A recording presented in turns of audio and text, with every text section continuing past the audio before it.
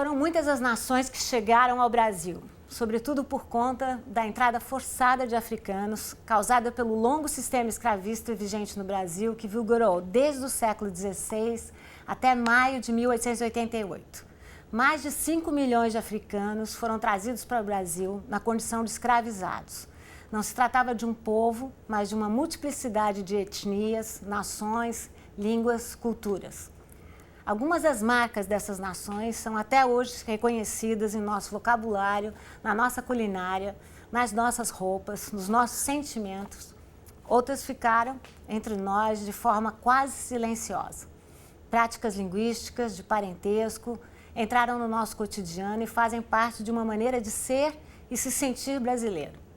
Para falar sobre esse tema, nós temos aqui conosco o acadêmico, embaixador, poeta, historiador, cronista Alberto da Costa e Silva, nosso maior africanista. Autor de uma série de obras fundamentais entre nós, Alberto, como os amigos o chamam, é muitos, sendo apenas um. Eleito homem de ideias em 2007, é doutor honoris causa pela Universidade Federal da Bahia, assim como foi o primeiro autor de história a receber o prestigioso Prêmio Camões em 2014.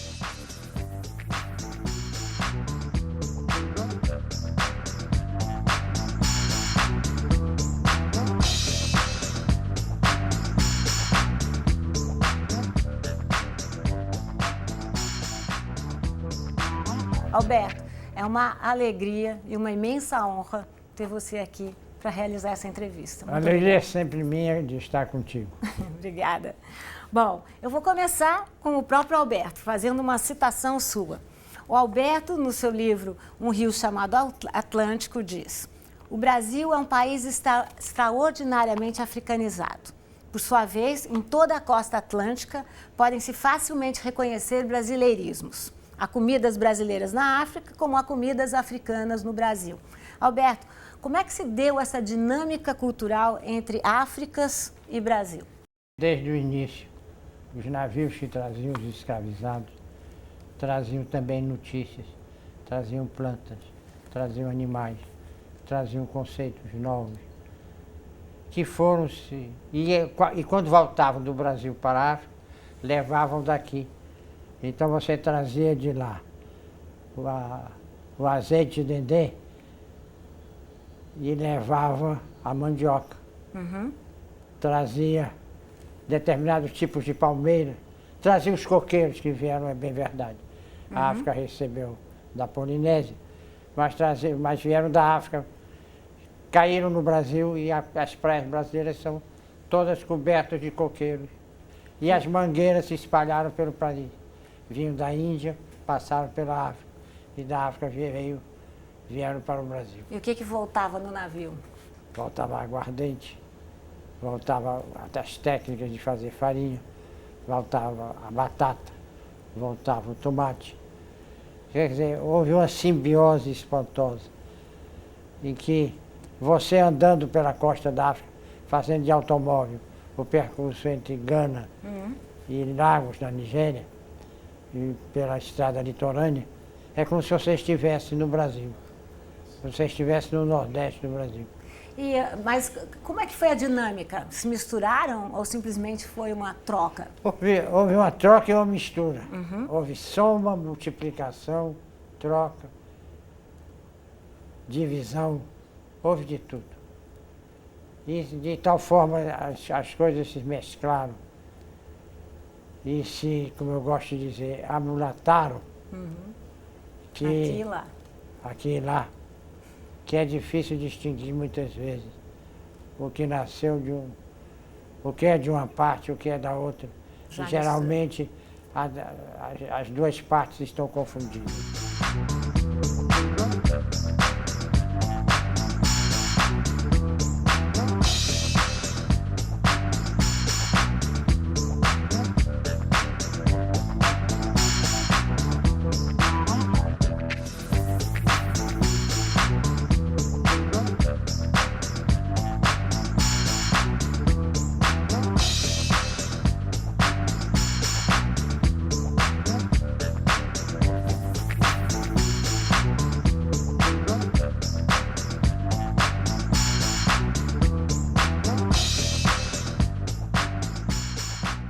E, Alberto, tem um erro que se faz muitas vezes de falar, bom, a África que veio ao Brasil. Não Quais veio. foram as várias Áfricas que entraram no Brasil, mesmo que compulsoriamente? Você tem vários grupos que foram predominantes.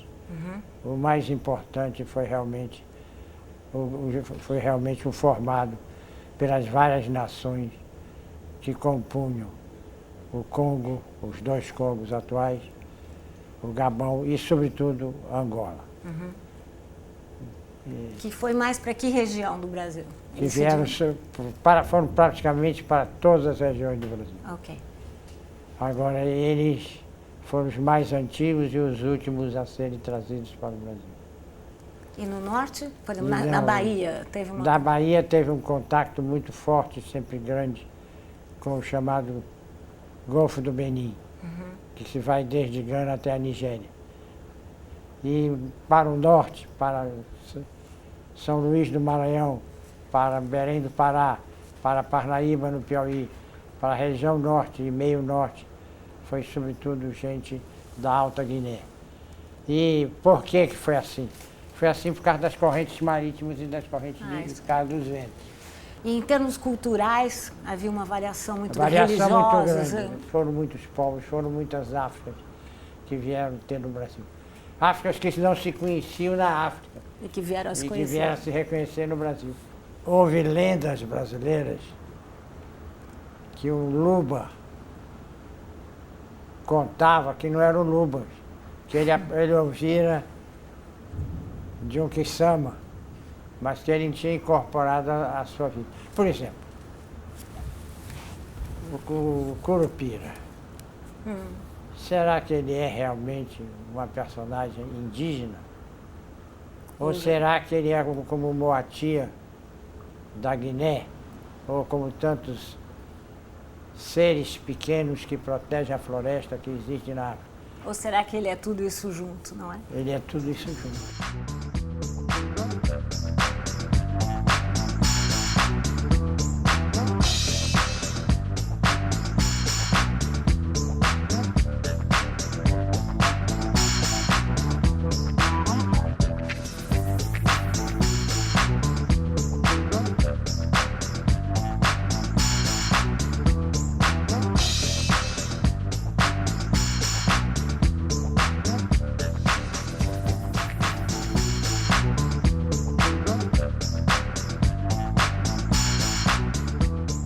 Porque na África há também o anão que protege a floresta e que anda com os pés para trás, para iludir os caçadores, como o Curupira faz no Brasil.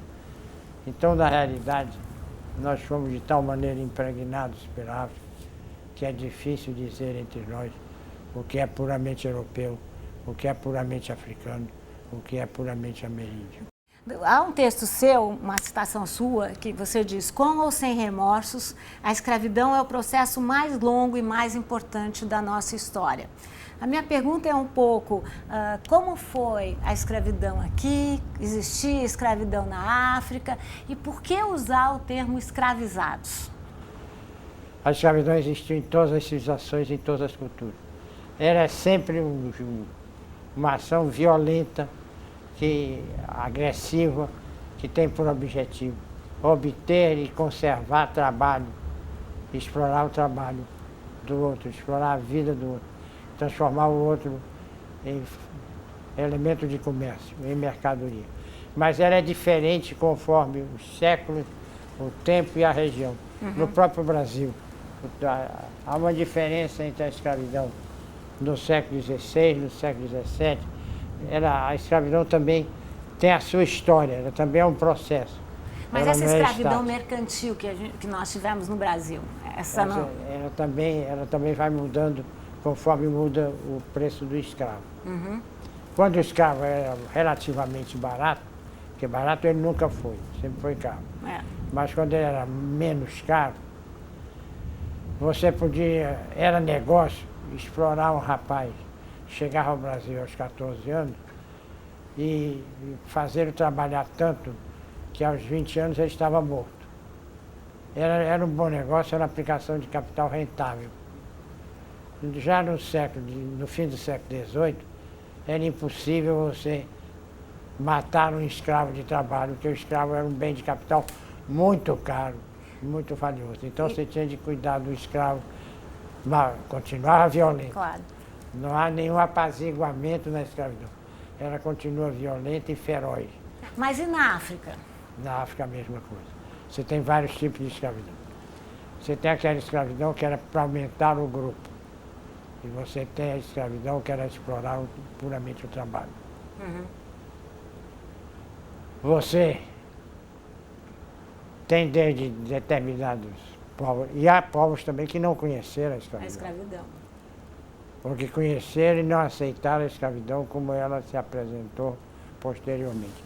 Porque o escravismo brasileiro, o escravismo americano, foi um escravismo especial, porque ele pela primeira vez foi racial.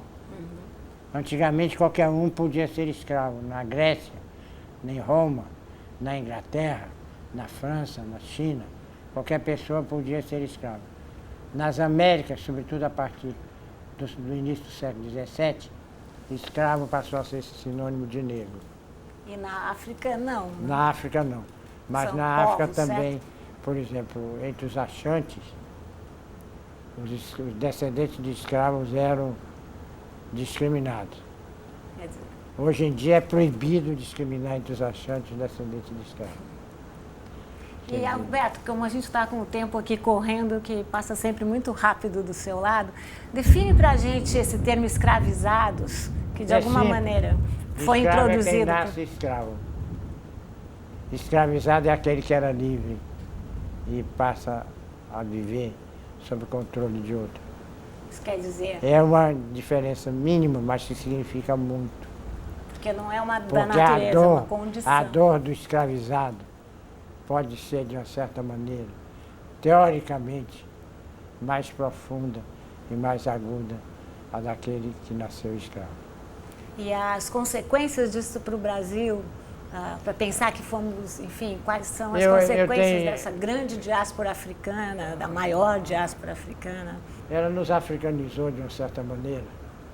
Nós zangamos, nós cochilamos, nós cochichamos, sem ter a consciência precisa de que estamos usando verbos africanos.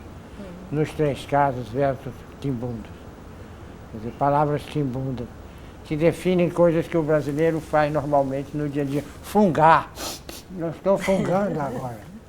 Mas não tem a consciência clara de que estou fazendo alguma coisa, que estou denominando alguma coisa com a palavra africana e não portuguesa.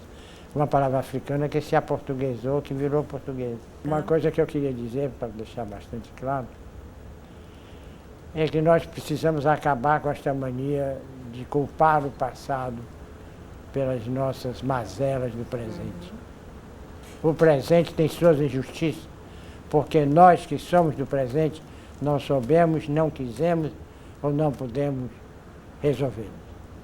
Traduzimos o racismo de novas maneiras, não Novas é? maneiras. No passado, temos que julgá-los pelos critérios do passado, que são critérios de julgamento duros. No presente, pelos critérios do presente. Alberto, muito obrigada por essa entrevista tão brilhante. E a você de casa, obrigada pela companhia. Eu queria dizer que todas as entrevistas dessa série estão na internet, no endereço futura.org.br/entrevista. É só clicar e acompanhar. Até a próxima vez, até a próxima entrevista.